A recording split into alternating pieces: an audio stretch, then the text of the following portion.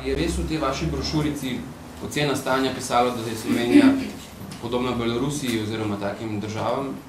In kako komentirate to, da ste vi zopet krivi za to?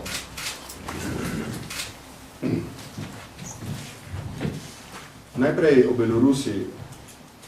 V naši oceni stanja ta država ni omenjena.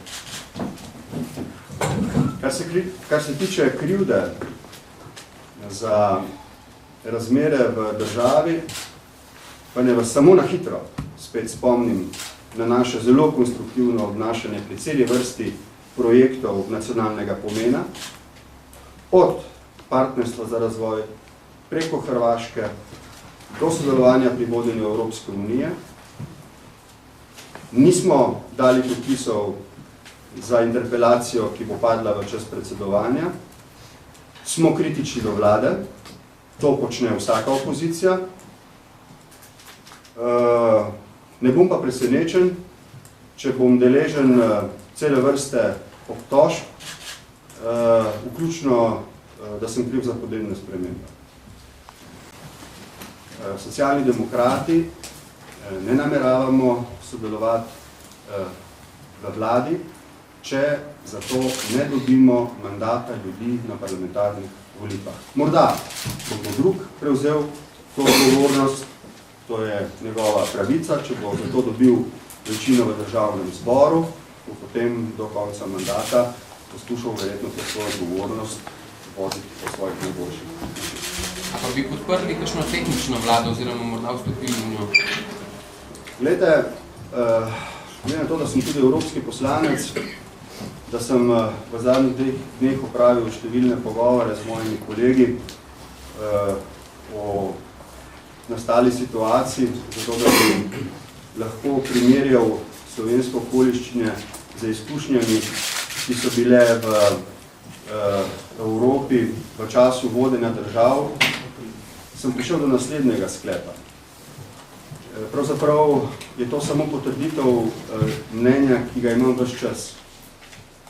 Glede, če Slovenija želi dati Evropski uniji pri vodenju neko dodano vrednost in samo, če ji da dodano vrednost, okrepi seveda svoj ugled in prestiž, potem mora Evropsko unijo voditi politična koalicija, ki je trdna in ki ni samo prehodna ali tehnična. Lahko se seveda kdo odloči, da bo tvegal tudi s prehodno ali tehnično vlado. Vendar pa na obseg obveznosti in odgovornosti, ki jih ima predsedujoča država, ne menim, da bi bilo potem to delo opravljeno tako, da bi se ugled in prestiž Slovenije v svetu okrepila. Potem bi mednarodna skupnost morda več pozornosti posvetila politični negotovosti v Sloveniji, kot pa slovenskemu predsedovanju Evropski uniji. To ni naš nacionalni interes. Prosim. Kaj menite, da je skušal predsednik vlade s to izjavo doseči? Še posebej me zanima vaše mnenje, zato ker koalicija nenehno krivi opozicijo za nastale razmere, pogosto pa celo uperjajo prst v vas osebno. No, moje ravnanje v takih primerih poznate.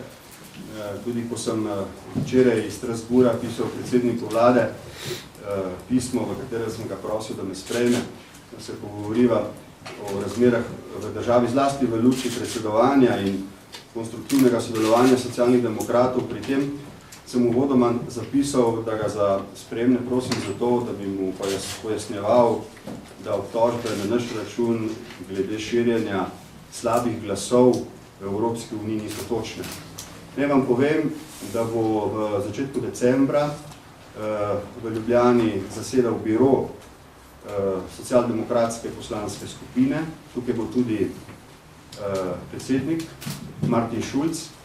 Martin Schulz vam bo neposredno odgovoril na vprašanje, ali sem v vseh teh 3 letih in pol mojega dela v Evropskem parlamentu kadarkoli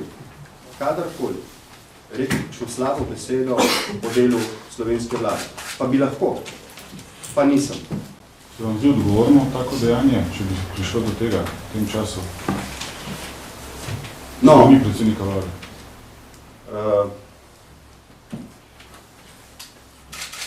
Upam, da je predsednik vlade, ko je v ponedeljek dal to izjavo, dobro premislil njene posledice. Posledice te izjave so odmevale navznoter in navzven. Navzven zlasti v luči dejstva, da bomo s 1.1.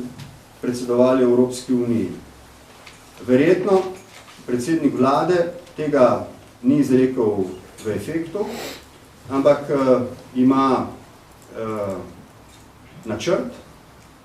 Naša želja je, da ta načrt čim prej sporoči slovenski javnosti, zato da se ta negotovost ne bi sprevrgla v politično krizo. To pa mislim, da je njegova odgovornost.